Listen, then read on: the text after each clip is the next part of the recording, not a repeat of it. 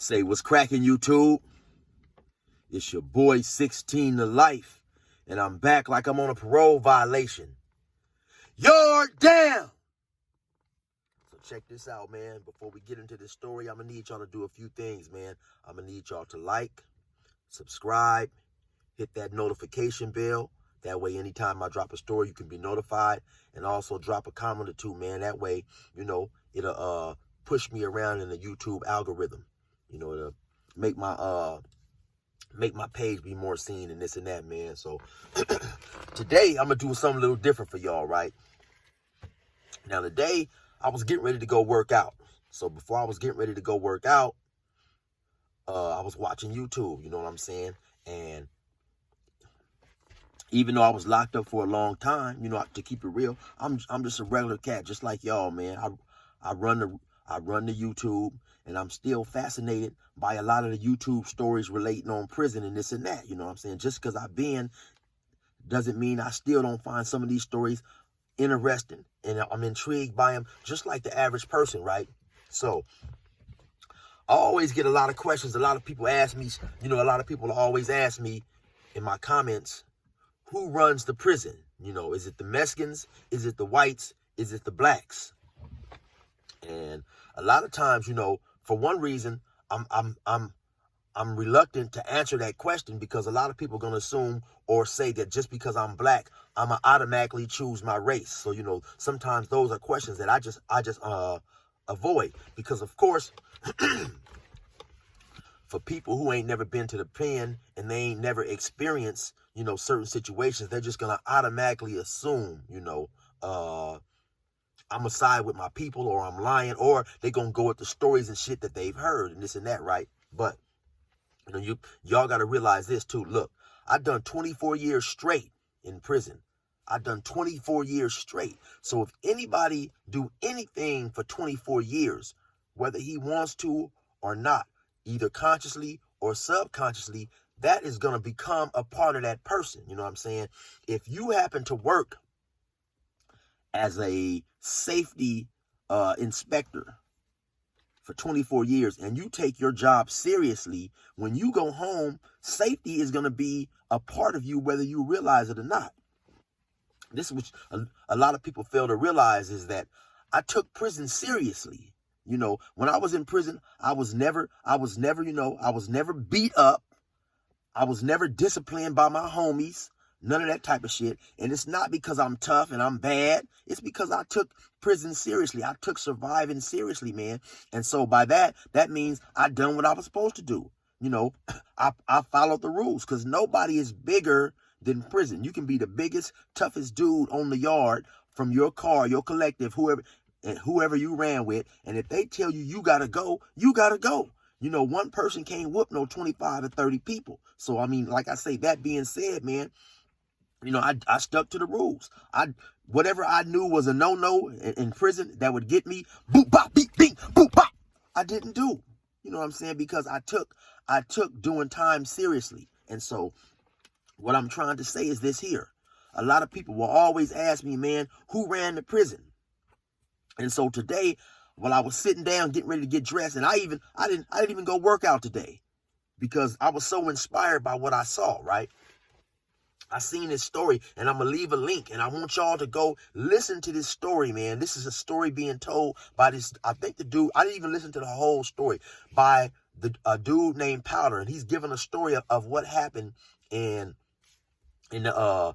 Riverside County, in the county jail. And so let me tell y'all this right here, right? Because he's speaking on this story and shit. And let me ask y'all a question right here. Say you got, let's just say you got 100 people in a jail, right? Let's say you got 75 Mexicans in the jail, Hispanics. You got 10 whites, and you got 15 blacks. Who's going to run that jail? Now let's reverse it. Say you got another prison. You got 100 people in that prison. You got 70 blacks in there. You got 20 whites.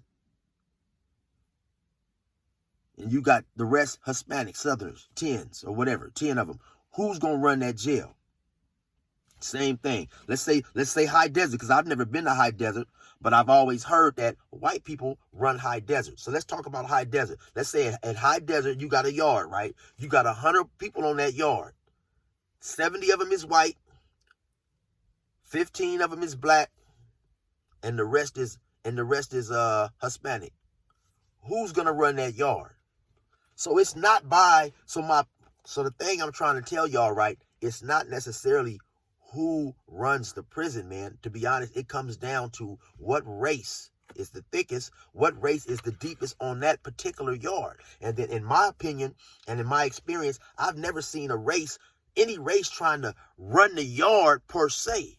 You know, each race is just trying to do them and make life as comfortable as possible. Now, in the event a riot jumps off, then of course that race is gonna dominate. But you got, like me particular, man, I'm gonna just keep it real with you. A lot of cats, and this is why I want y'all to go listen. Y'all gotta listen to that story. I'm gonna leave the link in the description, man. Y'all go listen to this story. This is why this story is so important. Y'all go listen to this story. This story is told by a white dude, and the story is talking about when the Hispanics and the whites clicked up, and they got into a riot in the county jail, and it was like 6 or 7 blacks in the tank. So you had all the whites and the Mexicans, they was allies against 6 or 7 blacks in this tank, man. And I'm gonna keep it real, man. The dude talks about how them blacks in there, they fought like warriors, you know what I'm saying? And listening to the story, man, made me proud, to keep it real with y'all, right? Because you'll have a lot of dudes saying that, man, blacks are scared of the Mexicans and this and that, man. Me personally, I'm not scared of nobody.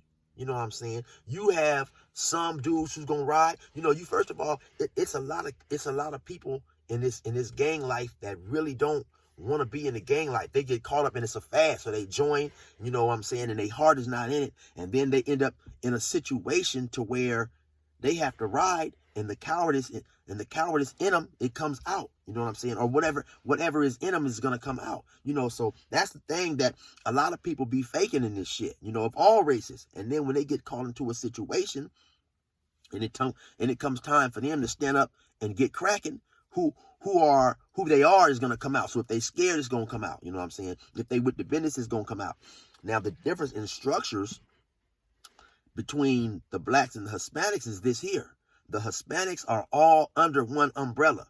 So in the event they don't do what they supposed to do, or they don't, participate in a manner that's expected of them, that's they ass. They in trouble. And this what makes the blacks weaker in that aspect, is the blacks are loosely organized at best. And so sometimes you got blacks who will do shit that's not supposed to be accepted, and they won't have any consequences. They won't have to answer to that shit. And so I'll be the first to tell you, yes, the brothers, the blacks, they're extremely weakened by not having any organization. But like I say, man, my whole point of coming on here was to tell y'all to go check that story out, because I don't want to give my perspective, because a lot of people will say that I'm biased. But this is a white dude telling this story, man. It was the first time I ever heard him. I just happened to run across the story while I was tying my shoes, man. And I ended up listening to the story. And like I say, the story so inspired me, man. I came out here, I made a video. I didn't even go work out, man, because this white dude is telling the story, man. And this, by me doing time, I can tell this dude is honest. He's telling it like it is. He's not letting his hate or his disdain, if he has any, I didn't even notice any, but if he has any, he's not letting that alter the way he tells the story. Also, one key thing that I want to point out, I liked how he mentioned that, there are Hispanics who grow up hating blacks. Not to say that blacks don't grow up hating them, because, if you beefing, you're beefing. Sometimes it's just a gang. It's a gang. It's just like two gangs not liking each other. You might have gang A, that's a black gang, and then you might have gang B, that's a black gang, and they don't like each other. But now you might have gang B, that's a black gang, and gang C, that's a Mexican gang, and they beefing just the same, and they don't like each other. But now, due to it's different, because of it being different races as well, then it turns racial. But actually, it's just another gang beef. You know what I'm saying? And so some people will misconstrue the two. And of course they play a certain part, and they tend to get out of hand, but initially it starts off as a gang beef. It may turn into some other shit later on down the line. But like I say, man, the white guy, I believe his name is Powder, he's telling the story and he's keeping it real. He's keeping it honest, you know. So, and that's what I liked about that, because like I say, a lot of cats gonna try to make it seem like, oh man, I'm picking sides, I'm choosing sides. No, man, I'm just telling y'all what it is. You know, I'm telling y'all what it is, man. So yeah, you may have, it might be on a yard. You might be on a yard with 300 people, right? So maybe it's 75 blacks. The rest of the yard is Hispanics and whites. And if they've clicked up and they come together, so now you got maybe 200. You got a combined population of 200 Hispanics and whites against 75 blacks. Who you think gonna win? Especially when 9 times out of 10, when the blacks get attacked, the attack is arranged, and it's a strategic attack. You know what I'm saying? It ain't no spur of the moment shit. You know what I'm saying? But so that's what I wanted to come say, man. So for all of y'all who are interested in that question, you gotta go check this story out, man. I'm gonna leave the link in the description. You gotta go check this story out, man. This dude was one of the most, like I say, one of the most honest, believable storytellers that I done ran across. You know what I'm saying? And I like how he kept that real, you know. But see, me, certain little things he said in that story, it stood out to me because I done time. You know, he spoke on the hate that a lot of Hispanics, not all of them, but a lot of Hispanics have for blacks. So that plays a part in everything. You know what I'm saying? He also spoke on the looseness, the wildness, and the unstructured elements of blacks, which is very, very true. You know, he's talking about the county jail, how the blacks come in there. Some of them, you know, they young at night, they making a whole lot of noise, you know, because at a certain time, you're supposed to have quiet time. You know what I'm saying? So everybody can go to sleep and, you know, and have respect for everybody. But he speaks on all this, man, and everything he spoke on, I couldn't argue against none of it. I couldn't debate none of it, because he kept it real. He kept it 100% real across the board, man. And that's something that I really respected, you know what I'm saying? Because like I say, if I happen to say, hey, man, listen, the blacks run this prison or they do this, people going to assume that I'm choosing sides, you know. So you got a lot of brothers out there, man, or people, period, who make comments like brothers are scared of the Mexicans and this and that, man. It just all, to be honest, it just comes down to that particular individual, man. You know what I'm saying? And me, I'm not scared of a motherfucker. You know what I'm saying? Because anything a person can do to me, I can do to them. You know what I'm saying? So, but you do have some people who are scared of certain gangs. You do have some people who are scared of certain races. You know, all that is true. It all applies, but it all applies to that particular individual, man.